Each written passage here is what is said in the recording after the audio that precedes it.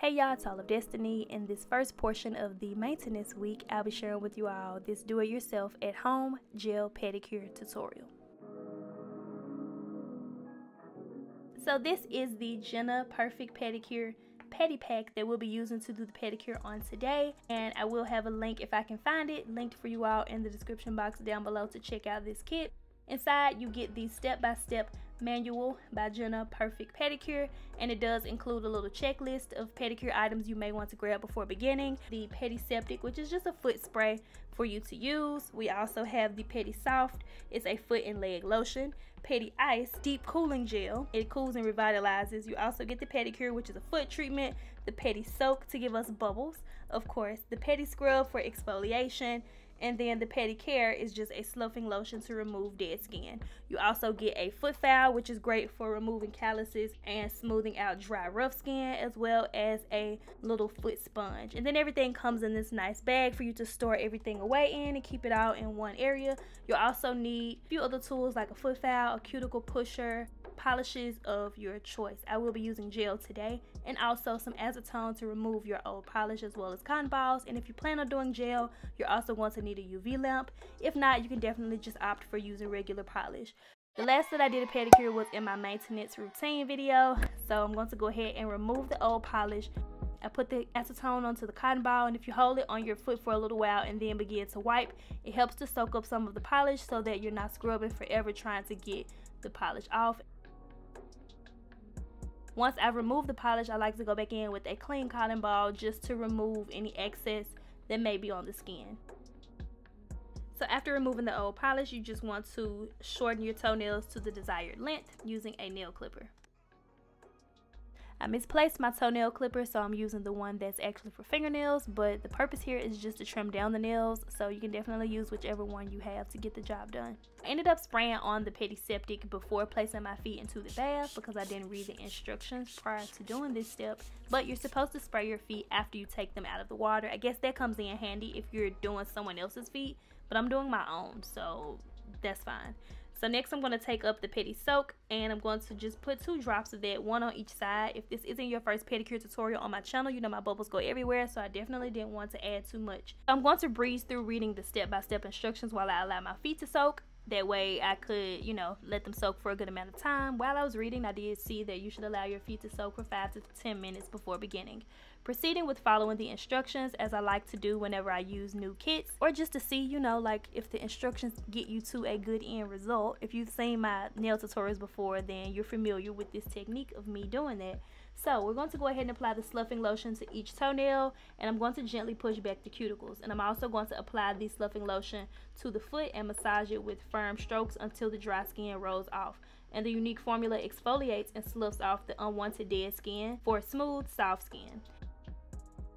To get the best use out of using new products, I always like to see what the directions suggest.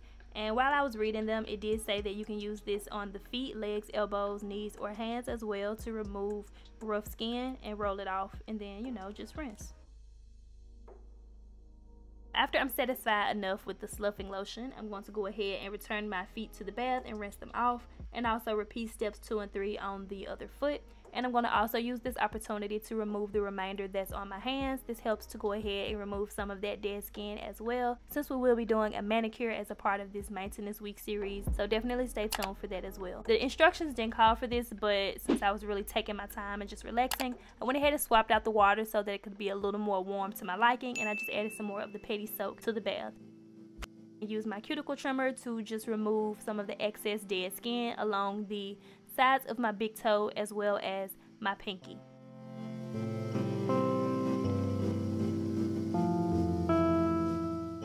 I'm using an eyebrow razor to get the unwanted hair off of my toes. I have like a 6-pack, so this one would just be designated for this purpose. Other options for hair removal, you can use a razor, the kind that you use to shave your legs with, or you can wax it off, or you can use Nair, but time it carefully.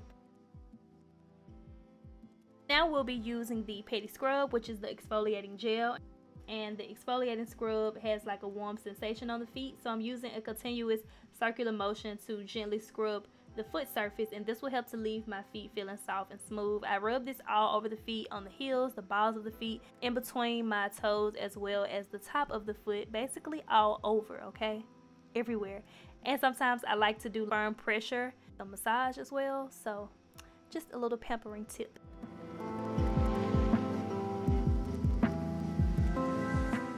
To remove the excess pedi scrub, I'm going to just place my feet back into the water. Basically, that's what I'm doing in between each step. To remove something, you just soak a little longer, use your hands to kind of rinse it off. And I also like to take the products up along the lower portion of my leg as well, especially during the summertime when we begin to wear shorts or sandals. You want to kind of like have the lower portion of the leg exfoliated as well. Pat my feet dry before beginning the next step. So I have the Pedi Profile as well as the sponge. The Pedi To Go kit, which is like a smaller kit that they have, smaller bottles for you to kind of get a feel for if you like the kit before purchasing the larger one that we're currently using in today's video. But I wanted to use the sponge since that kit doesn't include this. I guess I should have did this instead of using the scrub twice in a way. So I just basically put the scrub on top of the sponge and used it that way. So this kit also does include the Pedi Profile. Again, the Pedi To Go kit doesn't include that, but I purchased mine separately when I did get that kit because I was like, ooh, this is like a matching item. Basically, it does have two sides, so I'm beginning with the rough side of the file, and then I'm going to file away the dry skin on any calloused areas of the foot. So like the balls of the feet, or you can just rub your feet really and see where they feel dry to you at. After that, you want to flip it over and refine the edges of the dry skin by using the fine side of the file. So continuing to follow the instructions, now I'm going to go ahead and clean off the top of my nails so that I can see where we're working with and shape the nails. You can also go ahead and shape your nails down immediately after trimming them with your nail clipper. That is where the directions place this step in the kit, but I always trim mine after we're done soaking the feet. It is better, I know, to file your nails in one direction, but it takes longer, so I just always opt for going back and forth. It's quicker, but I did show you all how it looks if you do file in one direction. Whichever option you prefer when you do yours at home.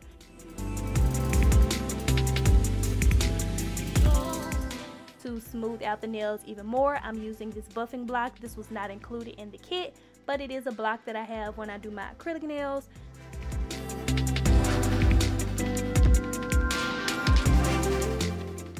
So that's a quick look at the before and after of how buffing does help out the overall look of your nails, especially if you only want to do like clear polish. This comes in handy. Go back underneath the nails to remove any excess that may have gotten under there. Do a little more of my finishing touches, removing any excess dead skin that I still see, and just kind of going back and forth between doing that until I'm satisfied with the way my feet look for today's pedicure.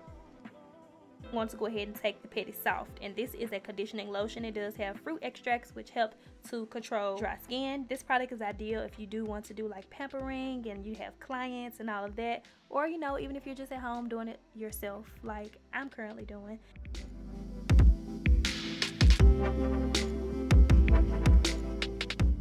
Want to follow up with the Pedicure that's enriched with peppermint oil and menthol. These work together to soothe and relieve the tired, achy muscles.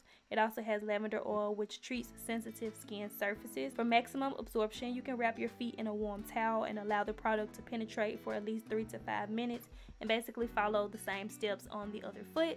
But I'm just going to go ahead and apply both of these back to back instead of wrapping my feet.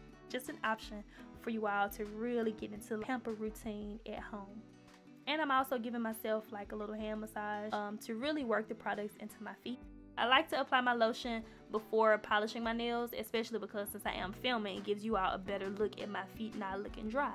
So I do have to go ahead and remove the excess oils from my nails. If you don't want to use gel, just reach for a base polish, your color of choice, as well as a top coat polish of choice. But I personally am going to do gel. I'm out of my base gel, so you see me wiping that off, and I'm going to go straight in with my color of choice. I know she's always using white, but I do have color pedicures on my channel. I did do a red pedicure tutorial for you all before. All of these will be linked down below. I've also done a do-it-yourself $10 pedicure tutorial where I used all products only from Dollar Tree, and we did use blue in that one, so definitely check that out. I've also done a summer pedicure tutorial using yellow before, where I also show you how to do acrylic extensions if you've chipped the side of your big toe, as well as my second favorite color of choice, pink. So all of these pedicures will be linked down below, but for today I'm opting out for white, and I'm also opting to use gel because it'll last longer. And since we're at home in the house, I don't really wear socks or tennis shoes or anything in the house, so I'm looking down at my feet often, and I would rather look down at a color that I absolutely love. Again, you don't have to use gel, but if you do use gel, just keep in mind that you have to cure this color underneath a UV lamp. Place my feet under there for 2 minutes. I'll try to find this lamp and link it down below for you all, or at least one that's similar. I like to multitask, so while one foot is curing underneath the lamp, I'm going to move to the other foot. By the time I finish polishing those, I'm able to move back to the previous foot, and then I'm curing that one while applying the second coat to the other foot, if that makes sense. Multitasking at its best, okay? And I can hear myself messing up as I do this voiceover, but I just want to keep going and get this over. So after you've cured the nails, or after your nail polish has dried, depending on what you're using, you always want to go in with a top coat. For one, this gives the nails a nice shine, and also it locks your color in to make sure that it lasts you a longer amount of time. So when you use gel, you do have to wipe off the tacky layer or the inhibition layer. You can just use alcohol on a cotton ball to get off that little sticky layer. I took my shower right after filming, so that actually removed it just the same. This is about 2 days later, and I was like, let's spice things up a bit, because I was watching some of my super old pedicure tutorials, and I actually used to design my pedicures. So this is my new 2020 All of Destiny way of doing that.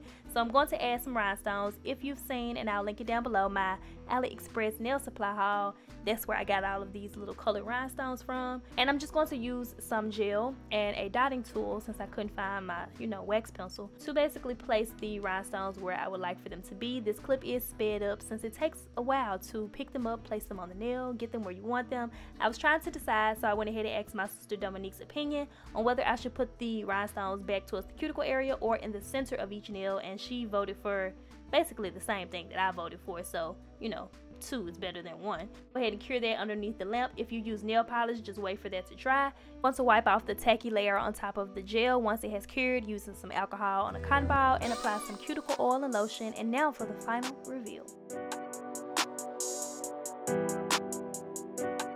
This is pretty much the finished look, guys. Let me know what you think of it down below. I absolutely love the way my pedicure turned out. If you follow me on Instagram and you saw my little sneak peek at something that I had purchased that I didn't show you all, this is one of the items that was in the bag. My newly purchased clear rose gold heels. I absolutely love them. I have a link in the description box down below, because I know you guys always ask me about which heels or shoes I'm wearing at the end of my pedicure tutorial, so definitely check out the description box down below to get your ᶫᵒᵛᵉᵧ, okay? That's the name of the Instagram page and the website. Questions and comments, be sure to leave all that down below. And as always, I thank you all so much for watching. I hope this video helped you all that want to do pedicures at home, and I will talk to you all in my next upload.